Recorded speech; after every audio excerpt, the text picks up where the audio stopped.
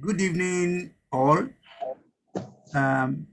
This is Otumba Olabode Oseni, one of the media presenters.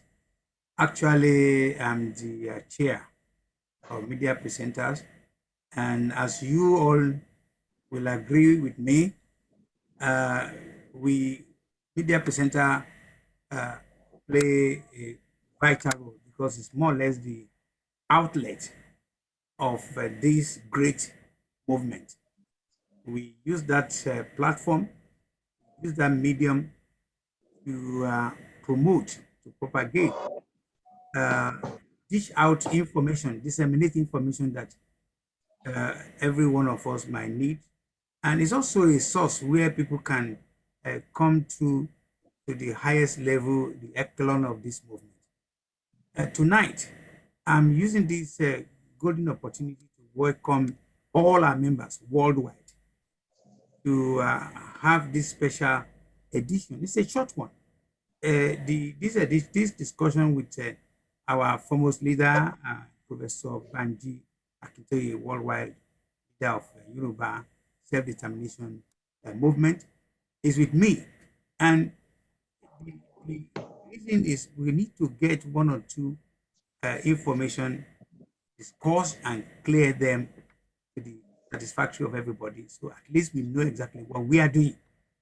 So if I have in between have to speak Yoruba with Papa, you know he's fluent in everything. Yoruba level Sonny, English level Sonny, but I will try as much as possible because it's going to be for a short period of time. Papa, welcome to this special edition. Thank you.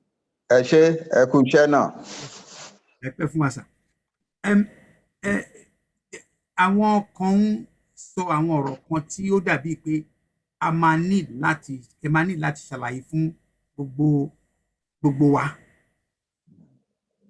yékéyéké kí ọ̀rọ̀ náà kó lè yé wa kó má dàbí pé kó má ṣe máa fa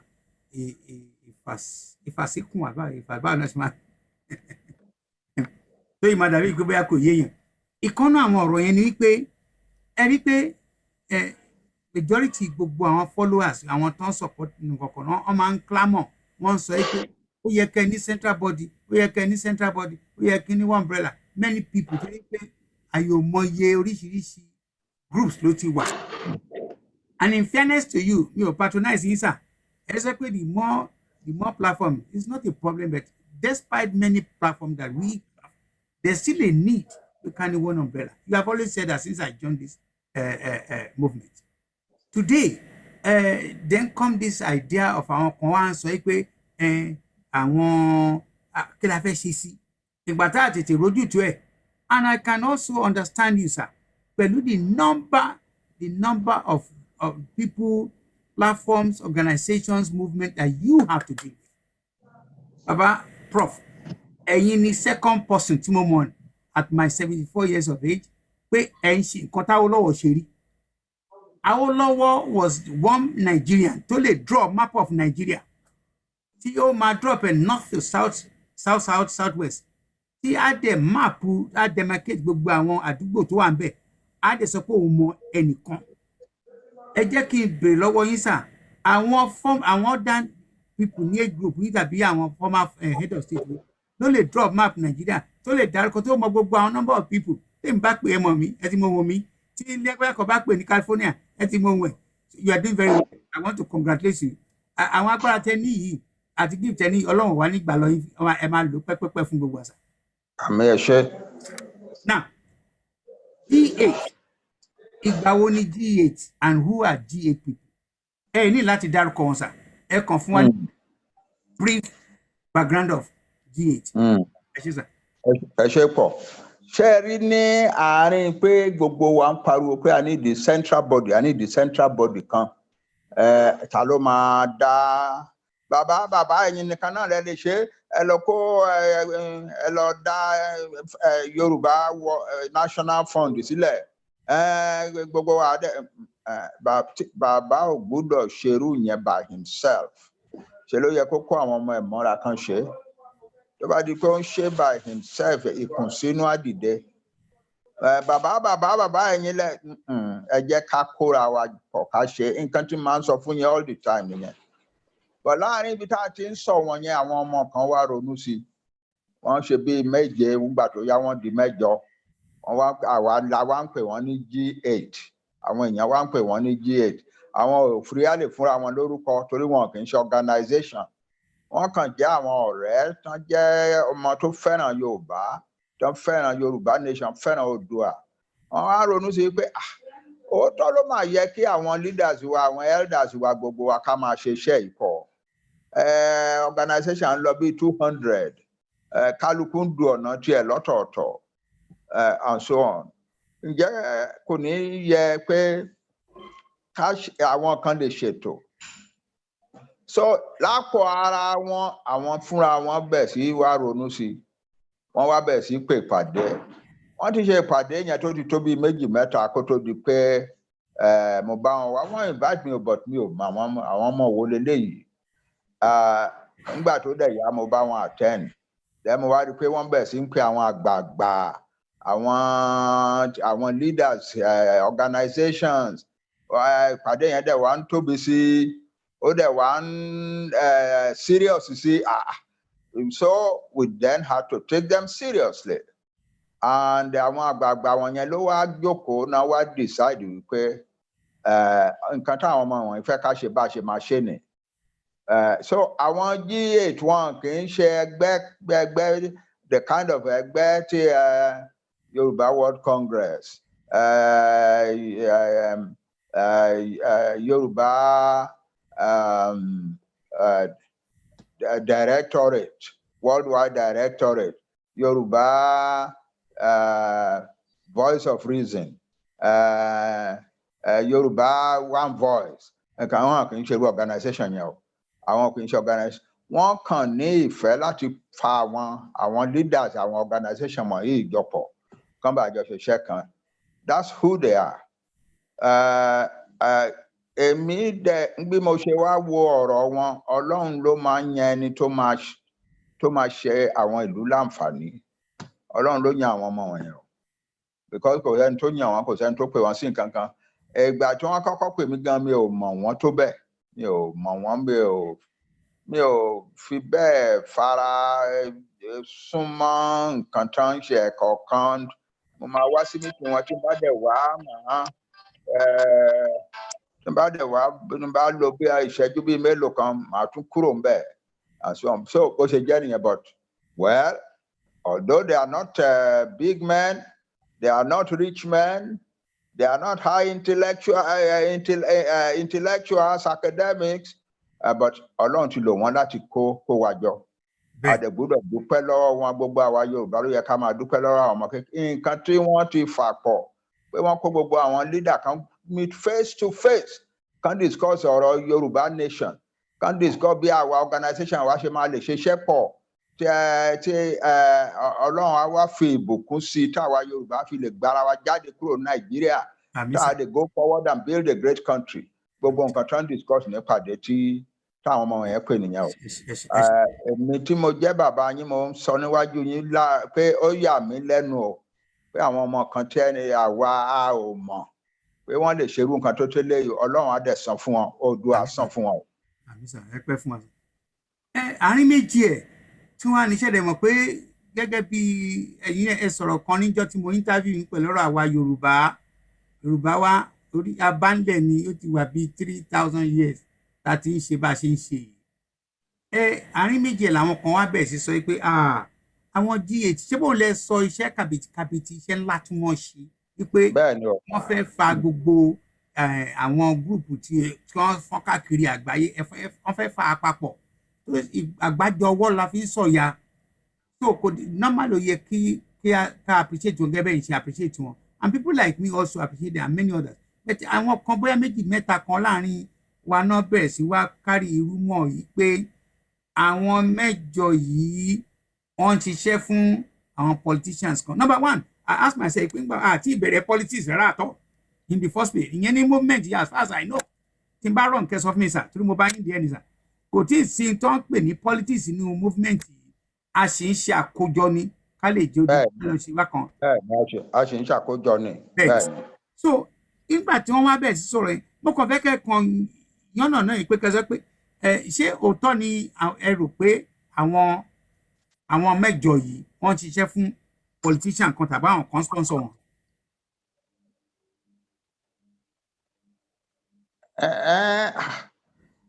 ṣe rí ọ̀rọ̀ ẹ jẹ́ kí n kọ́kọ́ dáhùn question yẹn straight. Okay sir. Mo ti lajú lẹ̀ mo ti wo àwọn ọmọ náà ìgbà tí mi ò kọ́ mọ̀ wọ́n tí mò ń wá sípàdé wọn mò ń wò wọ́n mò ń wádìí àwọn òwò lọmọ wọ̀nyí kò sí politician kankan tó wà lábẹ́ nǹkan tó ń ṣe o. They just acted as they were prompted by God and the love of their people. Láti máa kó wa jọ wọn kó wa jọ àwa fúnra wa ńgbà tá a kóra wa jọ tá a bẹ̀ sí kóra wa jọ àwa tá a bára sọ̀rọ̀ for many months ládẹ di pé à ń ṣe pàdé pọ̀ a lè agree a lè disagree ńgbà mìíràn but gbogbo ẹ̀ ṣáà wa ń kóra jọ títí ó fi kóra jọ débi tá a dé. Kò sí politician kankan tó wà lẹ́yìn àwọn ọmọ wọ̀nyẹn kò sí politician kan tó kó wọn jọ o kò sí politician kan tó ń tì wọ́n síwájú àwọn fúnra wọn lápò ara wọn ni wọ́n ronú sí pé ó dáa kan ṣe a dẹ̀ gbọ́dọ̀ máa dúpẹ́ lọ́wọ́ Ọlọ́run pé Ọlọ́run fún wọn ní irú ẹ̀mí tó fún wọn yẹn torí kò yẹ káwọn tiẹ̀ láyà pé wọ́n máa ṣerú nǹkan tó ń ṣe yẹn but nǹkan náà ń tì wọ́n Ọlọ́run Olódùmarè ó ń tì wọ́n pé ẹ ṣe wọ́n dẹ̀ ti ṣe ó dáa púpọ̀ kò sí politician kankan lẹ́yìn wọn o. èmi náà join millions. ẹ jẹ́ kí n ṣàlàyé kan kékeré. Okay sir. àwa Yorùbá ọ̀pọ̀lọpọ̀ nù àwọn kan nù wa kì í ṣe ọ̀pọ̀lọpọ̀ àwọn kan nù wa wọ́n fi èdénú kan wo nǹkan tó ń ṣẹlẹ̀ sódà tí àwọn oníjọba ní Àbújá tán bá pè wọ́n sẹ́yìn pé ẹ wá lọ bá wa da nǹkan táwọn Yorùbá ń ṣe yẹn rú ẹ lọ gbérò kan lásìlẹ̀ tó máa dà wọ́n rú owó díẹ̀ ní kẹ́ lọ bá wa ṣe wọ́n á gbà láti ṣe. Àdúpẹ́ lọ́wọ́ Ọlọ́run kì í ṣe gbogbo ọmọ Yorùbá ló ń ṣe irú ẹ̀ o ọ̀pọ̀lọpọ̀ àṣebí àwọn mẹ́jọ péré lè tà ń sọ̀rọ̀ wọn yìí irú àwọn èèyàn bí àwọn mẹ́jọ yìí wọn ò níye jaburata organization tó ti dìde pé àwa máa gba Yorùbá sílẹ̀ ó ti ju 200 but láàárín wa wọ́n á rí àwọn kankan tó jẹ́ pé tán bá pè wọ́n sẹ́yìn pé ẹ gbowó díẹ̀ yìí nǹkan tó àwọn Yorùbá ń ṣe yẹn lọ bá wa dàrú wọ́n á try láti dàrú o àwọn ló máa ń gbèrú story eléyìí jáde pé àwọn politician kan ló wà nídìí irọ́ ní pátápátá àwọn kan káàkiri nígbà tá a bẹ àwọn gómìnà wa pé kánjọ kan dá Àmọ̀tẹ́kùn sílẹ̀ pé kán dá sílẹ̀ àwọn kan jáde tán bẹ̀ sí rally against wa wọn ò pọ̀ lágbára Ọlọ́run irú wọn ò ní pọ̀ láàrin wa o. Àmín sà.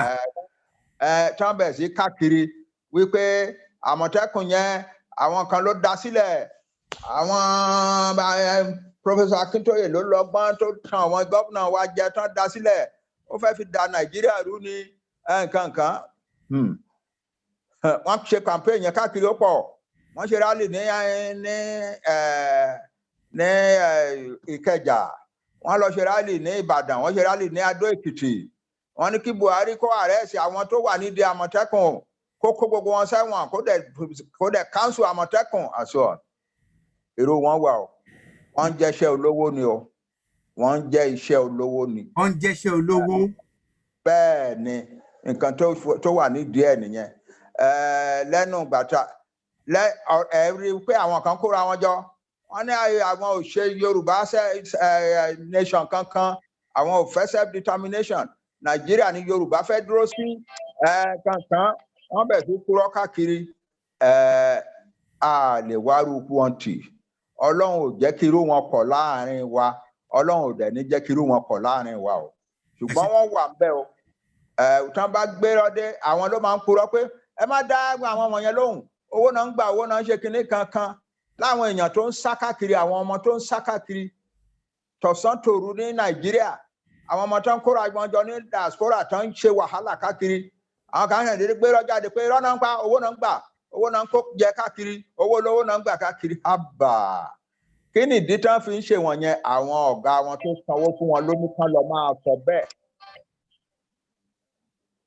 àwọn ọ̀gá wọn wọ́n jẹ́ iṣẹ́ olówó ni o bó ṣe jẹ́ nìyẹn ẹ má ẹ bá gbọ́ tán bá ń sọ̀rọ̀ ẹ̀sùn sẹ́yìn kúrò lọ́dọ̀ wọn ẹ má gbà wọ́n gbọ́ o wọ́n jẹ́ iṣẹ́ olówó ni o wọn ò pọ̀ láàrin wa Ọlọ́run dẹ̀ ní jẹ́ kán pọ̀ sí láàrin wa o. ẹ ṣe sà a ti sọ̀rọ̀ bí àwọn G8 bí wọ́n ṣe para wọn bọ́n ṣe wọ́n ti kóra wọn jọ tí wọ́n bẹ̀rẹ̀ sí foríkorí tí wọ́n fọkàn lọ́kàn tí wọ́n rò pé the best way forward ni pé kí àwọn pe àwọn àgbààgbà ẹjọ́ jókòó ká bára wa sọ̀rọ̀ kí á dé ṣé àǹfààní wo láti rí inú G8 kí ni nǹkan tí wọ́n ti ṣe tí ẹ lè sọ gbogbo àwọn millions of tí wọ́n ń gbọ́ wa àǹfààní kí ni wọ́n ti ṣe tẹ́ rò pé òun gangan bí táwọn tí a fẹ́ lọ gangan àtijọ́ náà. òun ni mo tún sọ lẹ́ẹ̀kan yẹn à ń bínú síra àwọn kan ń bínú síra àwọn àgbà kan ń bínú síra organisation kan tó gbogbo wa ṣe láyé àtijọ́ dàrú a ṣe ń bára wa jà a ṣe ń purọ́ mọ́ra wa káàkiri kankan bá àwọn ọmọ yẹn wá rò wípé ṣé bá ọ̀rọ̀ Yorùbá ṣe máa parí nìyẹn kò sẹ́ni tó yàn wá o lówó lọ́lá kì í ṣe pòfẹ́sọ̀ ṣùgbọ́n ọmọ Yorùbá là wà ó yẹ ká lè dá sọ̀rọ̀ yìí wọ́n dá sí Ọlọ́run dẹ̀ wá fi ìbùkún sí dídá sí wọn yẹn àǹfààní tó wà ń bẹ̀ ni pé ọ̀pọ̀lọpọ̀ àwọn èèyàn tí ò bára wọn sọ̀rọ̀ for many months tó dẹ̀ jẹ́ pé ọ̀rọ̀ lílọ síwájú Yorùbá ọ̀rọ̀ ká yapa kúrò ní Nàìjíríà yóò jẹ wọ́n lógún but wọ́n ń bínú síra wọn wọn ò fẹ́ bára wọn sọ̀rọ̀ àwọn ọmọ wọ̀nyí ló fà wọ́n pọ̀ o. bẹ́ẹ̀ ni mo sọ bẹ́ẹ̀ àwọn ló fà wá pọ̀ tó wá di wípé a bẹ̀ sí sọ̀rọ̀ síra wa ìgbà tá a bá kọ́kọ́ pàdé yẹn a sì bínú a sì máa ṣe kúnkúnkún but nígbà tá a bá wá ń discuss pé bá a ṣe máa sọ̀rọ̀ yìí tó máa dáa kálukú wa máa mú ìmọ̀ràn tó dáa jáde ìmọ̀ràn tó já jáde ibẹ̀ ní gbogbo ọ̀rọ̀ àti à ń bára jà láyé àtijọ́ ló parí sí o ó parí àwa ń ṣe ìpàdé àwa lè ń pera wa ká kíra wa sọ gbogbo àwọn ọmọ wọ̀nyẹn ti ṣe nǹkan tó biribiribi fúnlẹ̀ Yorùbá Ọlọ́run á dẹ̀ san fún wọn o. àmì lẹ́dùnmá eré ni gbogbo àmà rí ìdí ẹ̀ sà. àmín. mo tún fẹ́ fún gbogbo àwọn members wa worldwide we are in millions sà kò tí ì yí àwọn kan ọmọ pé a pọ̀ gan. àwa Yorùbá we are 56 million. wow. bẹ́ẹ̀ ni láàárín àwọn 56 million yẹn àwọn bíi 16 million ló jẹ́ bíi ọmọ kéékèèké 18 years and under. àwa yòókù 40 million yẹn clearly ní 35 million fẹ́ kí Yorùbá kúrò Nàìjíríà o. I can imagine torí àwọn tí wọ́n ní conscience àwọn tó ń rí pé yà ń jẹ Yorùbá tí wọ́n rí pé ohun tí à ń go through táwọn ọmọ wa àwọn àgbà wa àwọn pensioners wa àwọn obìnrin wa àwọn ọmọ wa tó ń go through pé ìyà yóò tọ́ sí wa so for them láti sọ pé ó tó gẹ́ èmi ò mọ white yẹn ní Yorùbá kankan abínibí tó máa rí gbogbo ohun tó ń ṣẹlẹ̀ sí wa tó máa ní ibẹ̀ ló ń fẹ́ jókòó sí. Ọ̀túnba jẹ́ kí n kò tọ́ sí ọmọ Yorùbá kó jáde school kó lọ sí yunifásitì kó gbogbo nǹkan tó ń kọ́ kó dẹ̀ wá máa rin títì káàkiri lọ́dún mẹ́rin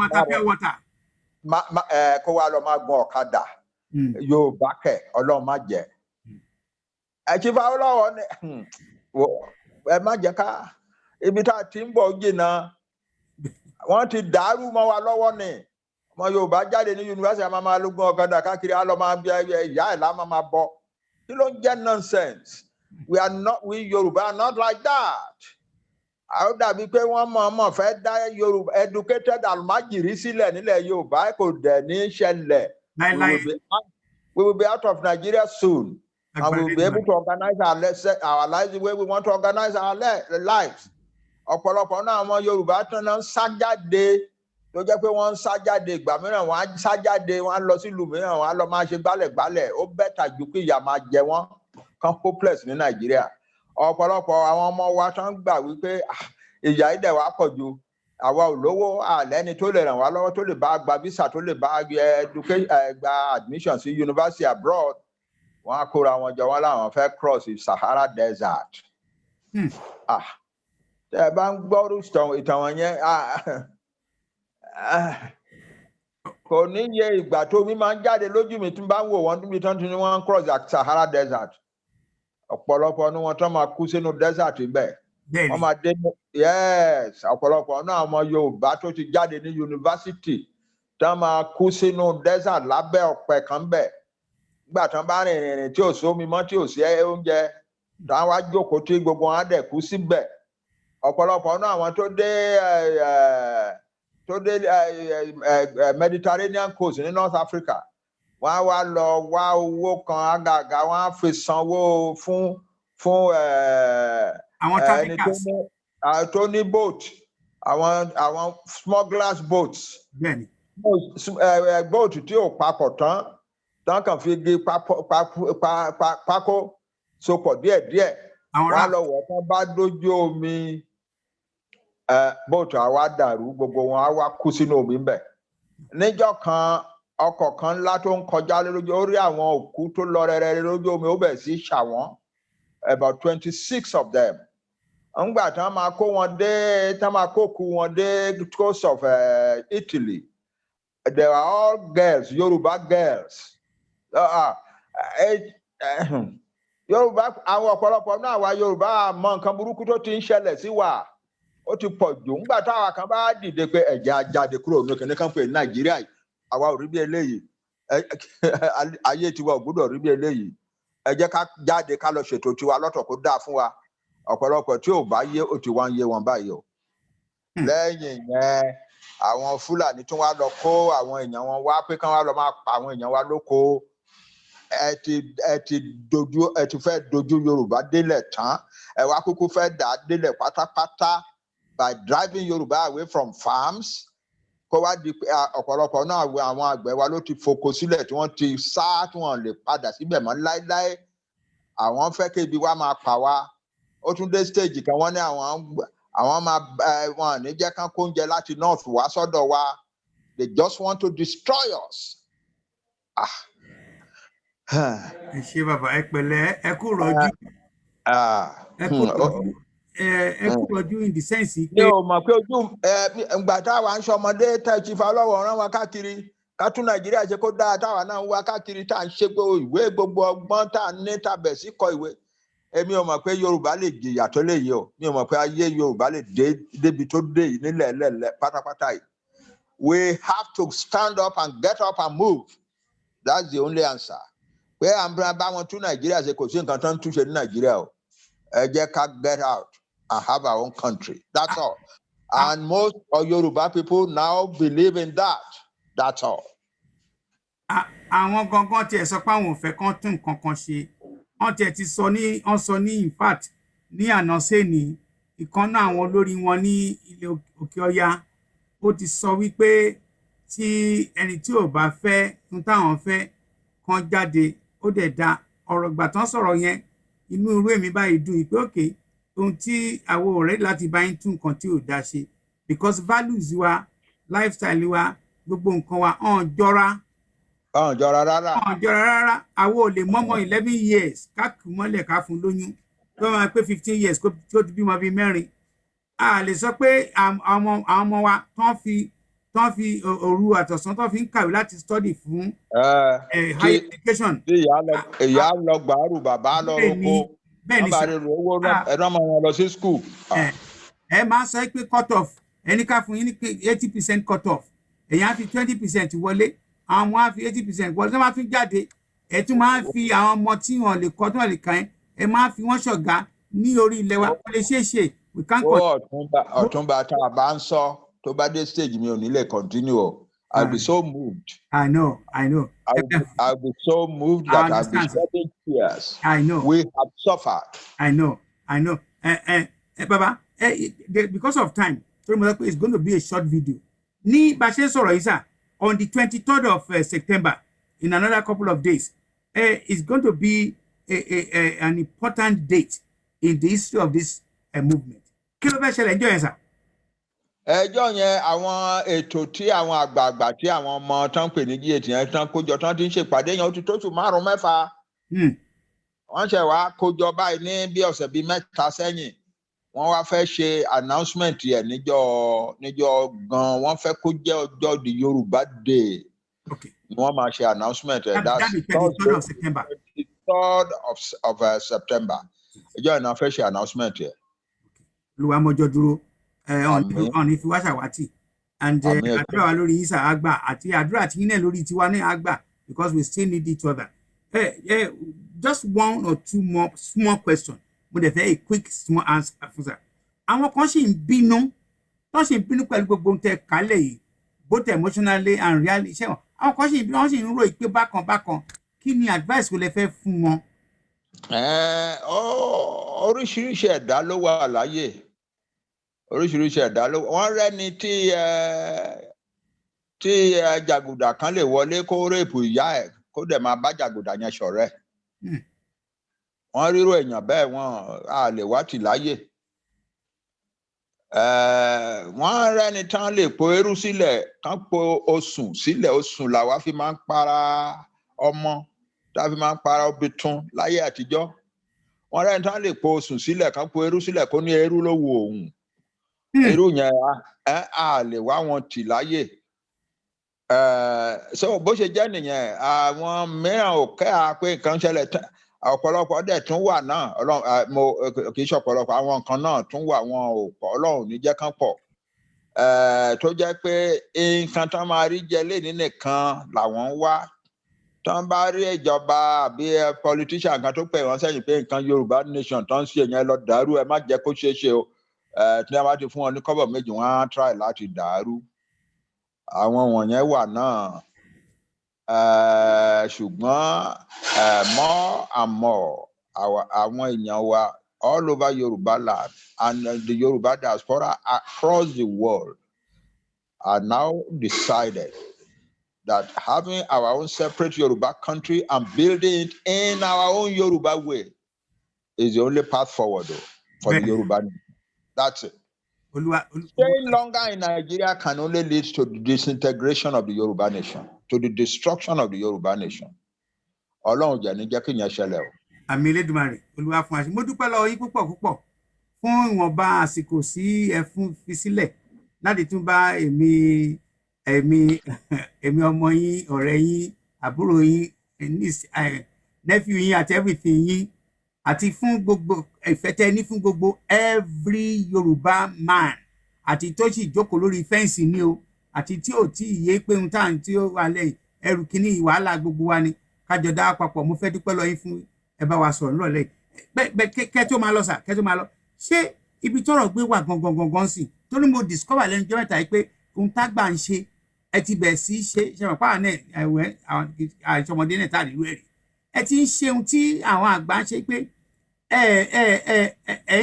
ẹ ti dá ẹ dúró ẹ ti become independent fún all of us pé you are for everybody kò sí special party kankan bí particular party kan group kan òun lè favour everybody and I wish I want you to continue to do so because ibi tí a gbé bọ́rọ̀ dé sí ìsà history Yorùbá nation kò lè bẹ̀rẹ̀ kó má parí kó bẹ̀rẹ̀ àkókò dẹ̀ parí lọ́dọ̀ yìí so inú bẹ́ẹ̀ ṣe ń ṣe òun ni kẹ́ máa ṣe sà kẹ́ bí pé you are not particularly in support of anybody wípé you are for everybody and you are doing it and the whole world is seeing that mo fẹ́ encourage you continue bẹ́ẹ̀ sà mo dúpẹ́ ní pé òun sà mi mọ̀ pé ẹ̀kọ́ ní 1 minute ẹ fẹ́ ṣe random final word yìí sà kí n tó ká tó pa ẹ̀. final word mi ni pé gbogbo wa tá a jáde ṣe tá a ṣe jáde ó lè yàtọ̀ but a jáde we are taking our lives in our hands to fight for the future of our nation. Ìkan náà ni wá o we are brothers in the same family. Ẹ jẹ́ ká para wa pọ̀ ká gbára wa sílẹ̀ ẹ má bára yín jà ìjọ ẹ̀bẹ̀ tí màá ń bẹ̀ yín nìyẹn wọ́n ní àwọn organisation kan ti ṣe kíní kan máa ní wọ́n lè máa make mistake ẹ̀já fà wọ́n mọ́ra bó ṣe jẹ́ nìyẹn we are all of us all of you brothers of Oduduwa's children in the same Oduduwa house in the same Oduduwa family ẹ jẹ́ á so ọwọ́ pọ̀ ká gbára wa sílẹ̀. Àwọn kan ṣì wà tí inú ṣì ń bí pé ọ̀rọ̀ organisation kan tó àjọ ṣe ní ọdún kẹta ó dàrú kíní kan ẹ̀jẹ̀ àgbàgbé ẹ̀. The struggle forward is more important than the mistakes of the past. The struggle, we may have made mistakes and offended one another in the past, but there is no need to hold on to that offense now. The Yoruba, a new history of the Yoruba nation is being written. A step forward. Let every one of us step forward and be part of that new history of the Yoruba nation. Ọlọ́run á fún wa ṣe o. Ọlọ́run á dẹ̀ bless gbogbo yín. Ẹ má jẹ́ á bínú síra ká máa máa sọ̀sọ́kúsọ káàkiri nípa ara wa. Irọ́ ni àwọn tó ń purọ́ káàkiri wọ́n ń pa wọ́n fẹ́ fi dàwárú ni. Bọ̀ wọ́n lè dàwárú torí pé Ọlọ́run ti kó wa jọ. Ẹ kú iṣẹ́ o. Mo dúpẹ́ púpọ̀ lọ́wọ́ yín o. God bless you all. God bless you, sir. Thank you. Okay. So, folks, everybody, this is the end of the short video. Discussion I have with our leader, Professor Banji Akintoye, and I've rubbed mind with him, discussing the issues arising from the constitutional. The people that put themselves together, the G8. And as we speak, today we can all stand up and say, we are forming a group that we all wanted, which is a central body called the Yoruba Self-Determination Movement. And I think it's a way forward, because with that, Ale bẹ̀rẹ̀ sí dá àwọn 5 major areas kan lẹ̀, kájẹ̀ bẹ̀rẹ̀ fún finance wa, àwọn other groups, only one umbrella, and they get contribution donations from different companies. There are ní legal department wa, ní foreign department wa, ní security department wa. Gbogbo àwọn kan báyìí la need in order to move on.